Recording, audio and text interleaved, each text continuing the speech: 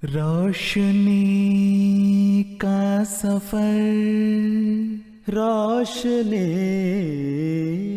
का सफर, रोशनी का सफर, रोशनी। Bismillahirrahmanirrahim. Assalamualaikum warahmatullahi wabarakatuh. Ashhadu an la ilaha illallah wahdahu la syarikalah wa ashhadu anna Muhammadan abduhu wa rasuluh. Amma ba'du, fa'udzu billahi minasyaitonir rajim. Bismillahirrahmanirrahim. Hadirin wal hadirat rahimakumullah. Insyaallah ta'ala, pada kesempatan ini saya akan menyampaikan materi mengenai hal-hal yang perlu diperhatikan dalam berzikir. Zikir ilahi dikatakan kepada cara mengingat Allah, yakni menghadirkan di muka kita gambaran sifat-sifat Allah Ta'ala, menyebut sifat-sifat dengan mulut berulang kali, mengungkapkan sifat-sifat itu dan dalam lubuk hati, dan mengkaji kekuatan-kekuatannya serta kekuasaan-kekuasaannya. Itulah zikir ilahi. Nah, sebagaimana sabda Hazrat Masih Maud alaihi salam, biasakan pula berzikir ilahi, sebab tak mungkinlah andai kata sang kekasih bersemayam di hati, namun bibir tak menyebut namanya. Sabda Hazrat Masih Maud alaihi salam ini saya kutip dalam buku Zikir Ilahi. Nah, sebagaimana yang disabdakan oleh Hazrat Masih Maud alaihi salam, bahwa ketika seseorang mencintai kekasihnya, maka nama kekasihnya tersebut akan selalu disebut-sebut, dan tidak hanya disebut-sebut, namanya pun akan bersemayam di hatinya. Begitu pula dalam berzikir, kita harus berusaha semaksimal mungkin untuk menumbuhkan rasa cinta terhadap berzikir, terhadap beribadah kepada Allah Subhanahu wa Ta'ala, supaya antara ucapan kita ketika sedang berzikir bukan hanya diucapkan saja, akan tetapi hati pun ikut berzikir. Jadi antara ucapan, hati, pikiran itu selaras. Jangan sampai ketika kita berzikir, ketika beribadah, kita hanya mengucapkan saja, tapi pikiran kita atau hati kita kemana-mana. Nah, jadi sebisa mungkin kita harus menumbuhkan rasa cinta terhadap berzikir, terhadap beribadah kepada Allah Subhanahu wa Ta'ala. Allah Subhanahu wa Ta'ala berfirman di dalam Al-Quran, A'udzu billahi minasyaitonir rajim. Bismillahirrahmanirrahim. Waladzikrullahi akbar. Artinya, dan sesungguhnya mengingat Allah itu adalah kebaikan yang paling besar. Quran surah Al-Ankabut ayat 46. Nah, sekarang apabila pokok ini paling besar lagi paling penting, maka hendaknya juga ada perhatian supaya orang memberi perhatian lebih banyak kepada pokok ini. Nah, untuk itu, kalau kita memperhatikan Al-Quranul Karim, maka akan kita maklumi bahwa Al-Quran sangat kerap sekali memikat perhatian orang-orang ke arah itu, yakni orang-orang seyogianya menaruh perhatian terhadap zikir ilahi. Allah Subhanahu wa Ta'ala berfirman, "Wadhkurisma rabbika bukrata wa asila." Wahai hamba-hambaku, ingatlah akan Tuhanmu waktu pagi dan petang. Quran surah Al-Insan ayat 26. Kemudian Hazrat Rasulullah sallallahu alaihi wasallam bersabda, Allahumma salli ala Muhammad wa ala ali Muhammad kama sallaita ala Ibrahim wa ala ali Ibrahim innaka Hamidum Majid. Hazrat Rasulullah sallallahu alaihi wasallam bersabda bahwa suatu majlis yang di tengah-tengahnya wujud Allah Ta'ala disebut-sebut, maka majlis itu dikitari oleh para malaikat dan Allah Ta'ala menurunkan rahmatnya. Jadi, jika rahmat ilahi merupakan sesuatu yang demikian agungnya, sehingga guna mendengarkan uraian yang menyebut-nyebut nama Allah itu, para malaikat pun berhimpun dan rahmat Tuhan pun turun atas orang-orang yang duduk mendengarkannya. Pada itu, hendaklah kita mengerti bahwa alangkah pentingnya hal itu. Sebab berzikir, sebegitu banyaknya berzikir, sebegitu banyaknya pula para malaikat akan datang dan menggerakkan hati orang-orang untuk melakukan kebajikan-kebajikan. Sebagaimana firman Allah Ta'ala, Ya ayyuhalladzina amanu la tulhikum amwalukum wala auladukum an dzikrillah. Hai orang-orang yang beriman, janganlah harta bendamu serta anak-anakmu menyimpangkanmu dari berzikir ilahi. Nah, jadi jangan sampai harta kita, anak-anak kita itu menjadi salah satu pengingkar kita terhadap berzikir. Jadi kita harus berusaha sebisa mungkin tanamkan untuk selalu berzikir kepada Allah Subhanahu wa taala. Kemudian dalam sebuah riwayat pula terdapat sabda Hazrat Rasulullah SAW, An Abi Musa radhiyallahu anhu qala an-nabiy sallallahu alaihi wasallam mathalul ladzi yadhkuru rabbahu wal ladzi la yadhkuru rabbah mathalul hayyi wal mayyit. Dari Abu Musa radhiyallahu anhu dia berkata, Nabi sallallahu alaihi wasallam bersabda, tamsil orang yang mengingat Tuhannya dan orang yang tidak mengingatnya adalah tak ubahnya seperti orang yang hidup dan orang mati. Tiada suatu kaum duduk sambil berzikir kepada Allah, melainkan para malaikat mengitari mereka. Hadis riwayat Bukhari. Yani, barang siapa yang berzikir kepada Allah, mereka itu hidup. Dan siapa yang tidak berzikir, ia mati. Nah, dari sini kita maklum bahwa betapa penting dan perlunya berzikir ilahi itu.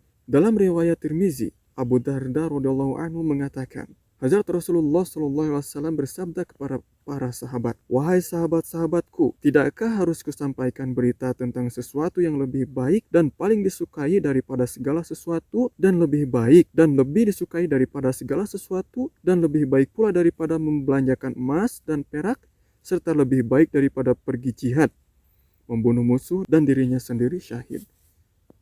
Nah, para sahabat bertanya, apakah itu? Hazrat Rasulullah SAW bersabda, itulah zikir ilahi. Hadis riwayat Tirmizi. Nah, jadi sebagaimana yang disabdakan oleh Hazrat Rasulullah SAW bahwa zikir adalah amalan yang paling besar, bahkan lebih besar lagi pahalanya daripada berzihad.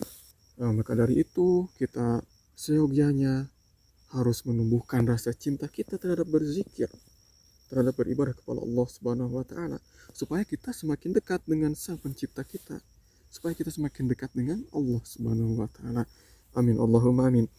Kemudian mengenai hal-hal yang perlu diperhatikan dalam berzikir, saya di sini akan menyampaikan nasihat-nasihat dari sabda Rasulullah SAW, yaitu jangan sekali-kali berzikir demikian rupa sehingga hati menjadi jenuh, bosan, dan lelah. Kemudian, hendaklah jangan berzikir dalam waktu ketika hati sedang merasa tidak tentram. Umpamanya, harus menyelesaikan pekerjaan yang penting. Apabila pada saat semacam itu, seseorang duduk untuk berzikir, maka perhatiannya tidak akan tertuju kepada zikir. Dengan cara demikian, tidak menunjukkan rasa hormat terhadap kalam atau firman Allah Ta'ala, dan ia akan dinyatakan durhaka. Nah, jadi untuk melakukan zikir, tindakan hati-hati yang pertama ialah jangan melakukan begitu lama sehingga hati menjadi jenuh dan lelah. Yang kedua, jangan duduk berzikir dalam keadaan ketika hati atau pikiran sedang terpaut pada suatu masalah yang lain. Bukannya mendapat pahala, malah akan dinyatakan durhaka. Nah, sebaliknya, lakukanlah dengan ringkas dan pada waktu pikiran atau perhatian sedang bulat. Nah, kemudian, jangan melakukan ibadah lebih dari batas kemampuan. Sekali peristiwa, Hazrat Rasulullah SAW pulang ke rumah. Didapati oleh beliau, Hazrat Aisyah radhiyallahu anha sedang bercakap-cakap dengan seorang wanita. Beliau SAW bertanya, apa yang sedang kau perbincangkan? Hazrat Aisyah radhiyallahu anha berkata, saya mengatakan kepadanya bahwa saya beribadah sebanyak ini dan dengan cara seperti ini. Kemudian beliau SAW mendengar hal itu, bersabda, bukan sesuatu yang baik kalau dikerjakan lebih dari batas itu. Allah Ta'ala merasa senang kepada ibadah yang dikerjakan dengan dawam. Allah tidak merasa jemu kepada banyaknya ibadah, malah hamba Allah sendiri yang akan merasa jemu dan lelah. Kalau sudah begitu, ibadahnya tidak lagi akan memberi faedah apapun. Walhasil, apabila seseorang melakukan sesuatu melebihi ambang batas kemampuannya, ia akan mengalami kesusahan. Mengenai Abdullah bin Amr bin As radhiyallahu an, ia adalah seorang yang berperawakan kuat perkasa. Ia melakukan ibadah sepanjang malam dan siang hari ia berpuasa dan membaca Al-Quranul Karim sehari untuk sampai tamat. Ketika hal itu diketahui oleh Hazrat Rasulullah SAW, beliau bersabda bahwa kebiasaan ini tidak dibenarkan. Salat hendaknya dikerjakan 1/4 atau 1/3 atau paling banyak separuh malam. Puasa hendaknya dikerjakan paling banyak 1 hari kemudian keesokan harinya berbuka. Mengenai tilawat Al-Quran, hendaknya jangan menamatkan dalam waktu kurang dari 3 hari. Ini diriwayatkan oleh Sahih Bukhari. Mengenai hal tilawat ini, Abdullah bin Amr bin As berusaha keras mendapat izin untuk mengerjakan lebih dari itu. Akan tetapi, beliau SAW tidak memberi izin. Ia terus juga melakukan menurut caranya. Akan tetapi, tatkala ia sudah menjadi tua, ia menyatakan penyesalan yang besar bahwa memang ia berjanji kepada Hazrat Rasulullah SAW, akan tetapi sekarang ia tidak dapat mengerjakannya. Maka melakukan dengan terlalu sering akan memasukkan orang ke dalam kesusahan-kesusahan. Kemudian, zikir pun merupakan sesuatu yang sangat bagus. Akan tetapi, coba perhatikan, kalau orang terlalu banyak makan pilau atau nasi kebuli, ia akan mendapat gangguan pencernaan. Seperti itu pula halnya berzikir melebihi ambang batas pun menjadi beban atas jiwa. Sehingga pada akhirnya ia menjadi benci terhadap zikir. Jadi, hendaknya meletakkan beban di atas jiwa secara perlahan-lahan dan hendaknya meletakkan beban sebatas jiwa dapat menanggungnya. Kemudian, tindakan hati-hati yang hendaknya diperhatikan ialah meskipun bila pada permulaannya semangat tidak terarah ke zikir, orang harus meneguhkan hati dan terus melakukan zikir dan membulatkan tekad bahwa ia harus melakukannya. Hendaklah ia berniat. Biar bagaimanapun kuatnya setan menggoda, ia sama sekali tidak akan mengacuhkan. Jika orang beriradah seperti itu, niscaya hati pun akan tunduk. Dikisahkan tentang seorang pengacara. Ia adalah seorang pengacara ternama bernama Takon yang mempunyai lawan perkara, seorang pengacara yang lainnya lagi. Orang yang satu ini berpikir bahwa ia akan mengalahkan Takon dalam perkara. Ia mempunyai siasat licik dengan lebih dahulu menghubungi magistrat atau hakim polisi dan mengatakan bahwa Takon menyatakan bahwa magistrat yang bagaimanapun pandainya akan dibuatnya tunduk. Mendengar ini, sang magistrat mempunyai tekad bahwa apapun yang dikatakan oleh Takon tidak akan ia terima sama sekali. Sampai saat ketika peradilan berlangsung, apa saja yang dikemukakan oleh Takon dengan serta-merta ditolak oleh magistrat tersebut. Pada akhirnya, keputusan magistrat berpihak kepada pengacara yang satu ini.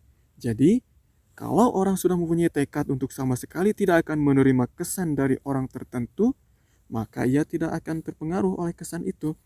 Walhasil, pada taraf awal, saat berzikir, hendaklah menciptakan keadaan serupa itu. Kemudian, tindakan hati-hati keempat ialah pada waktu berzikir, hendaknya jangan di dalam suatu keadaan kurang nyaman. Umpamanya, selagi duduk di lantai, ada suatu benda yang menusuk atau jenis yang membuat kita tidak merasa nyaman.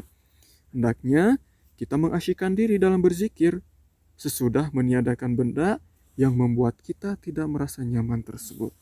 Kemudian, kita harus menciptakan kondisi supaya apapun yang akan kita raih, pasti akan kita capai. Apabila mula-mula tanpa tawajuh atau menghadapkan diri dan membulatkan hati kepada Allah Ta'ala, maka pasti akan ada saat ketika zikir masuk ke dalam pikiran. Selanjutnya, zikir itu harus dengan tadarru atau rasa merendahkan diri. Dan khasyat yaitu rasa takut. Jika tidak timbul khasyat, maka hendaklah menciptakan keadaan yang karenanya timbul rasa hasyat. Sebab beberapa hal pada permulaannya dilakukan secara dibuat-buat, maka secara bertahap akan menjadi sungguh-sungguh. Walhasil, bila seseorang berusaha menciptakan rasa tadarru dan membuat sikap menangis, maka natijahnya ialah pada suatu saat di dalam dirinya benar-benar timbul rasa tadarru. Kemudian ada cerita mengenai seorang guru besar. Ia tadinya seorang lembut hatinya, akan tetapi belakangan hari ia menjadi seorang yang keras hati. Adapun sebabnya ialah pada suatu hari ia merasa bahwa disebabkan oleh sikap lembutnya ia mendapat kesukaran, maka ia bertekad untuk bersikap keras. Untuk itu ia telah membuat roman muka yang keras, walaupun hatinya tetap lembut.